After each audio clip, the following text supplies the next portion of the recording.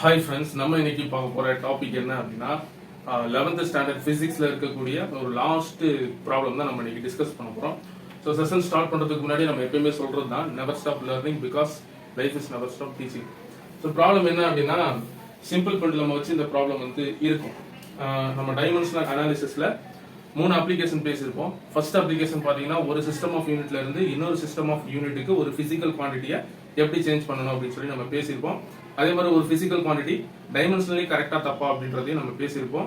இது third application. Third என்ன சொல்லியிருப்பாங்க அப்படின்னா to establish the relation among various physical quantities அப்படின்னு சொல்லியிருப்பாங்க. ஒரு பிசிக்கல் குவான்டிட்டிஸை வச்சு நமக்கு வேற ஏதாவது பிசிக்கல் குவான்டிட்டியோட ரிலேஷன் இருந்தா அதோட எக்ஸ்பிரஷன் எப்படி இருக்கும் அப்படின்றதான் இந்த தேர்ட் அப்ளிகேஷன் இருக்கும். ஸோ அதுல ரொம்ப முக்கியமா டைமென்ஷனல் லெஸ் கான்ஸ்டன்ட்ன்ற ஒரு விஷயம் இருக்கும் கே அப்படின்னு சொல்லியிருக்கோம். ஸோ அதையும் நமக்கு இங்க கொடுத்துருக்காங்க. ஸோ என்ன அப்படின்னா அதுதான் 2π இதுதான் நமக்கு கேவோட கான்ஸ்டன்ட் வேல்யூ. இது எதோடது அப்படின்னா சிம்பிள் பெண்டுலமோட. ஸோ சிம்பிள் பெண்டுலம் அப்படின்னு சொல்லும்போது எனக்கு அது acceleration due to gravity g = 9.8 metre per second square. So இந்த வேல்யூவை ஃபைண்ட் அவுட் பண்றதுக்கு தான் அந்த இன்ஸ்ட்ருமெண்ட். அது எப்படி இருக்கும் அந்த செட்டப்? இந்த மாதிரி ஒரு ஸ்டாண்ட்ல எனக்கு ஒரு த்ரெட்டை வச்சு ஒரு மெட்டல் பாபை கட்டி விட்டுருப்போம். இனிஷியலா அது ரெஸ்ட்ல இருக்கும், ஹேங் பண்ணி சஸ்பெண்ட் பண்ணி வச்சிருப்போம். ஸோ இப்போ இதை நான் ஃபோர்ஸ் கொடுத்து தள்ளி விட்டேன் அப்படின்னா என்ன ஆகும்? போயிட்டு திரும்ப வரும். கரெக்டா? போயிட்டு திரும்ப வரும். ஸோ இந்த மாதிரி எனக்கு டு அண்ட் ஃப்ரோ மோஷன்ல இருக்கும். ஸோ அப்போ இது எதை பொறுத்து ஆக்சிலேட் ஆகுது அப்படின்னா கண்டிப்பா எனக்கு மாஸ். இந்த மாசம் எனக்கு இந்த லென்த் நம்ம எவ்வளவு லென்த்ல அதை சஸ்பெண்ட் பண்ணி வச்சிருக்கோம், என்ன மாஸ்ல அது ஆசிலேட் ஆகுது, பிளஸ் என்ன டைம் டி நம்ம ஸ்டாப் வாட்ச் கையில் வச்சு அதை நோட் பண்ணுவோம். அது ரொம்ப இது 3 விஷயம் தான் அதுல மேஜரா பார்க்கக்கூடிய ஒரு விஷயம். ஸோ அப்போ அந்த ஸ்டாப் வாட்ச் நீங்க ஆன் பண்ண உடனே நீங்க என்ன பண்ணீங்க? இப்போ இந்த பாப் இப்படி இருக்கு அப்படின்னா ஸோ அதை நீங்க இழுத்து வச்சிருப்பீங்க இனிஷியலா. ஸோ ஸ்டாப் வாட்ச் ஆன் பண்ணோன்னே என்ன பண்ணுவீங்க? விட்டுருவீங்க. விட்டா என்னவும் போயிட்டு வரும். ஸோ அப்போ 1 கம்ப்ளீட் ஆசிலேஷன் தான் போயிட்டு வராது. ஸோ இந்த மாதிரி போயிட்டு ரிட்டர்ன் வரணும். ஸோ அதே மாதிரி போயிட்டு ரிட்டர்ன் வரணும், போயிட்டு ரிட்டர்ன் வரணும். ஸோ இந்த மாதிரி எனக்கு போயிட்டு வந்தது அப்படின்னா அதுதான் எனக்கு ஒரு ஆசிலேஷன். அப்போ எனக்கு 20 ஆசிலேஷன் இல்லைன்னா 10 ஆசிலேஷன் நம்ம புக்ல எப்படி இருக்கோ அதை ஃபாலோ பண்ணிக்கலாம். ஸோ இப்போ எனக்கு அவ்வளோ ஆக்சிலேஷன்ல எவ்வளோ டைம் எடுக்குது இந்த விஷயத்த மெயினா நோட் பண்ணி ஃபர்தரா கால்குலேஷன் போட்டு நமக்கு கிராவிட்டியோட வேல்யூ 2 மெத்தட்ல சொல்லியிருப்பாங்க. ஒன்னு கால்குலேஷன் மெத்தட், இன்னொன்னு பாத்தீங்கன்னா கிராஃப் மெத்தட். ஸோ இந்த 2 மெத்தட்லயும் நமக்கு கரெக்டா வருதா இல்லையான்ற மாதிரி நம்ம வெரிஃபை பண்ணிருப்போம் எக்ஸ்பெரிமெண்ட். ஸோ பண்ணல அப்படின்னாலும் அதுதான் இந்த எக்ஸ்பெரிமெண்ட் கூட ரொம்ப சிம்பிளான எக்ஸ்பெரிமெண்ட். ஸோ அதுதான் இதுக்கு பெரிய சிம்பிள் பெண்டுலம் வச்சிருப்பாங்க. ஸோ இப்படிப்பட்ட இந்த எக்ஸ்பெரிமெண்ட் வச்சுதான் நம்ம இந்த எக்ஸ்பிரஷனை சால்வ் பண்ண போறோம். அதுதான் அவங்களும் கொஸ்டின்ல சொல்லியிருக்காங்க. நல்லா பாருங்க. Time period depends on mass. என்ன சொல்றாங்க பாருங்க? Time period depends on mass. பாருங்க, T directly proportional to mass. அப்புறம் என்ன சொல்றாங்க? லென்த். அப்புறம் என்ன சொல்றாங்க? Acceleration G. சப்போ இதுதான் எனக்கு அதை டிபெண்ட் பண்ணிருக்கும். இதோட எக்ஸ்பிரஷன் எப்படி இருக்குன்றதா கொஸ்டின். இல்ல அவ்வளவுதானே? ரைட். சோ இப்போ இந்த டைம் பீரியட் பாத்தீங்க அப்படின்னா எனக்கு இதோட டைமென்ஷன் சொல்லலாம், ஏ பி சி அப்படின்னு சொல்லலாம். சோ அதுக்கு முன்னாடி சரி இதை போட்டாச்சுல, ரைட் இருக்கட்டும், இது எப்படி இருக்கட்டும், பிரச்சனை இல்லை. இப்போ இந்த கான்ஸ்டன்ட் நம்ம எடுத்துட்டோம் அப்படின்னா சாரிங்க, இந்த ப்ரொபோஷனாலிட்டி இருக்குல்ல, நம்ம டிபெண்ட்ஸ் சொன்னனால தான் நம்ம என்ன பண்ணோம்? டைரக்ட்லி ப்ரொபோஷனல் போட்டோம். டைரக்ட்லி ப்ரொபோஷனல் எல்லாம் ஈக்குவல்னு அர்த்தம். சோ இப்போ இதை எடுத்துட்டோம் அப்படின்னா நமக்கு அந்த டைமென்ஷனல் கான்ஸ்டன்ட் கே தான் வரணும். சோ இப்போ இந்த T equal to K M power A L power B G power C இதுதான் இருக்கும்.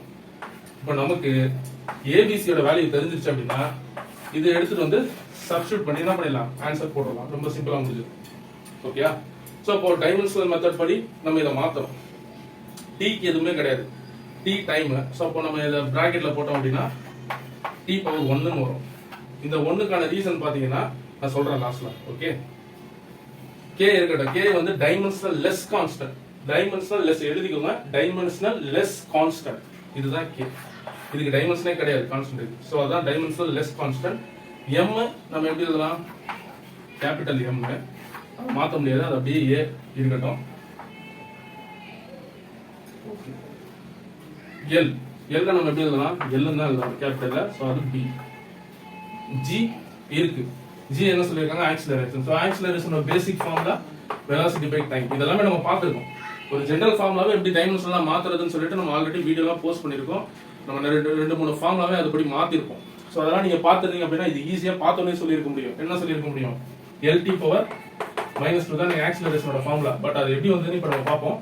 வெலாசிட்டி பை டைம் தான் எனக்கு ஆக்சிலரேஷனோட பிசிக்கல் ஜெனரல் ஃபார்முலா, இது டைமென்ஷனல் ஃபார்முலா. ஸோ அப்போ ஜெனரல் ஃபார்முலா எனக்கு வெலாசிட்டிக்கு என்ன வரும்? Distance by time. அப்போ டிஸ்டன்ஸ்ன்றது என்ன? எனக்கு L ஒரு டைப் ஆஃப் லென்த் தானே, அதுவும் ரைட்டு. T தான். அப்போ இந்த T மேலே வந்தது அப்படின்னா எனக்கு LT பவர் -1ன்னு வரும். இதுதான் எனக்கு வெலாசிட்டி. கரெக்டா? V. அப்போ இந்த V எடுத்து வந்து இங்க சப்ஸ்டிட் பண்ணீங்க அப்படின்னா LT பவர் -1/T வரும். இதே T மேலே எடுத்து போனீங்க அப்படின்னா LT பவர் -2 வந்துருச்சா? இந்த மாதிரி தான் நம்ம அந்த சால்வ் பண்ணிருக்கோம். எதை? நார்மல் பிசிக்ஸ் ஃபார்முலா இல்ல பிசிக்கல் எக்ஸ்பிரஷனா ஒரு டைமென்ஷனல் ஃபார்முலாவை எப்படி மாத்தணும்? சிம்பிளா அந்த மாதிரி மாத்திடலாம். ரொம்ப கஷ்டமா கிடையாது, ரொம்ப சிம்பிள் தான். ஓகே, சோ ஃபர்ஸ்ட் நம்ம இதை அழிச்சிடலாம்.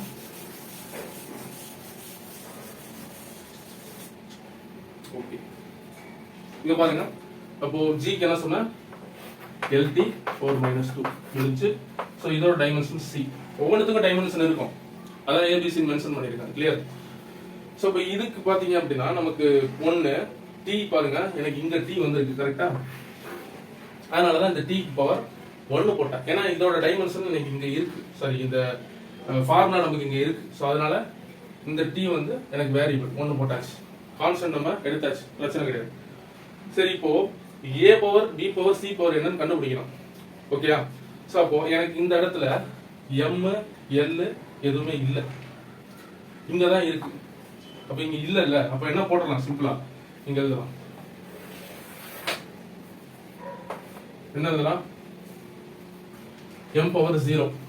ஏன்னா இல்ல, L எனக்கு 0 இல்ல, T மட்டும் தான் எனக்கு இந்த ரைட் ஹேண்ட் சைடுல இருக்கு. அதனால T power 1 will be equal to, இதெல்லாம் ஒரே பிராக்கெட்ல இருக்கட்டும், மாத்த வேண்டாம். இப்போ இங்க பாருங்க, ரைட் ஹேண்ட் சைடுல இருக்கிறது அப்படி எழுதிக்கலாம். M பவர் A, இதெல்லாம் ஒரே பிராக்கெட்ல எழுத வேணா, சால்வ் பண்ணி எழுதிடலாம். L பவர் B C, இங்க இந்த இடத்துல பாருங்களேன், LT பவர் -2 இருக்கு. இப்போ இந்த C உள்ள வந்தது அப்படின்னா L பவர் C மாறும், T பவர் -2 மாறும். அப்படிதானே? L power C T power -2C மாறிடுச்சா? ரைட்டு. இப்போ எனக்கு இந்த ரெண்டு எல்லையும் நான் ஒரே எல்லாம் மாத்தணும், அப்பதான் நான் ஒரே பிராக்கெட்ல எழுத முடியும். அப்போ M power A L power என்ன, ரெண்டு மல்டிப்ளிகேஷன் இருக்கு, அப்ப பவர் ஆட் ஆயிடும். B பிளஸ் C மாறிடும். இப்போ T பவர் -2C மாறிடும். ரைட்டா? இப்போ இங்க சிம்பிளா சொல்லிடலாமே, M power 0 L power 0 T power 1 முடிஞ்சு. இப்போ ABC ஓட வேல்யூ நம்ம டைரக்டா சொல்லிடலாம், ஏன்னா நிறைய சால்வ் பண்ணிருக்கோம்ல. M க்கு M, L க்கு L, ஓகே, T க்கு T. இப்போ M பவர் 0ன்னு இருக்கு, இங்க M பவர் A ன்னு இருக்கு. அப்போ பவரை மட்டும் பாருங்க, வேற எதுவும் பார்க்காதீங்க, டைரக்டா சொல்லிடலாம். பவரை மட்டும் பாருங்க, இது 0 இது A, அப்போ A ஈக்குவல் டு 0. ஓகே, நல்லா பாருங்க, சால்வ் பண்ணிடலாம். A ஈக்குவல் டு 0, ஃபர்ஸ்ட் விஷயம் முடிஞ்சது. B இப்போ கண்டுபிடிக்கலாம். L பவர் என்ன இருக்கு? B பிளஸ் C இருக்கு, இங்க 0 இருக்கு. அப்போ 0 equal to B plus C, அப்போ B equal to minus C ன்னு வந்துடும். கரெக்டா? மைனஸ் C, நல்லா பாத்துங்க, மைனஸ் C புரியும். அடுத்து T பாருங்க, T power 1 T power -2C. அப்போ 1 equal to -2C, 1 equal to -2C.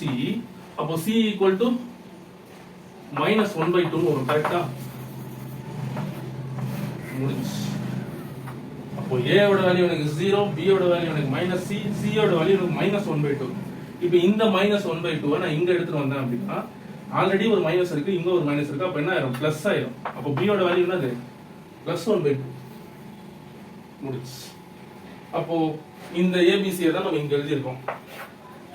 எடுத்துட்டு வந்து இங்க சப்ஸ்டிட் பண்ணா ஆன்சர் முடிஞ்சு, அவ்வளவுதான். அதாவது அந்த எக்ஸ்பிரஷன் வந்துரும். K ஓட வேல்யூ என்ன சொல்லிருக்காங்க? 2π.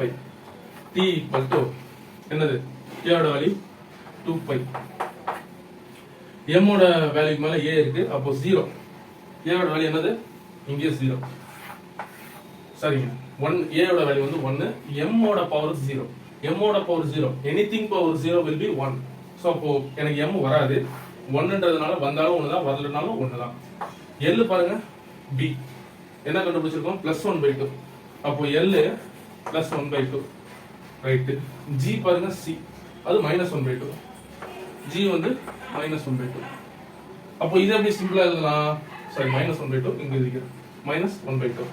அப்போ இந்த ஜியை டிவைட்ல எடுத்துட்டு வந்தோம்னா எலுக்கு கீழே, அப்போ t equal to 2π L/1/2 divided by G/1/2 தான் இருக்கும். மைனஸ் டிவைட்ல வந்ததுன்னா பிளஸ் ஆயிடும். அப்போ இந்த ரெண்டு 1/2 எனக்கு காமன். நான் என்ன பண்ணலாம், இது ரெண்டுத்தையும் காமனா ஒரே பிராக்கெட்ல எழுதலாம். அவ்வளவுதான். இது இப்படியும் எழுதலாம். இல்லைன்னா இந்த வேல்யூவை நம்ம என்ன சொல்லலாம், கேன்னு கூட சொல்லிக்கலாம். k இன்டு L/G/1/2 அப்படின்னு சொல்லி எழுதிங்க. அப்போ இதுதான் எனக்கு final time period. Okay. So வேற ஏதாவது சொல்ல மாட்டேன், எல்லாம் சொல்லியாச்சு. ஸோ டவுட் ஏதாவது இருந்தது அப்படின்னா கமெண்ட் பண்ணுங்க. ஸோ இந்த வீடியோ பிடிச்சிருந்தது அப்படின்னா இது தெரியாத உங்க ஃப்ரெண்ட்ஸுக்கு ஷேர் பண்ணுங்க. ரொம்ப பொறுமையாக தான் நடத்திருக்கேன், டவுட் எதுவும் இருக்காது. ஸோ இருந்ததுன்னா கமெண்ட் பண்ணுங்க, நம்ம கிளாரிஃபை பண்ணலாம், ஒன்றும் தப்பு இல்லை. So thank you and God bless you.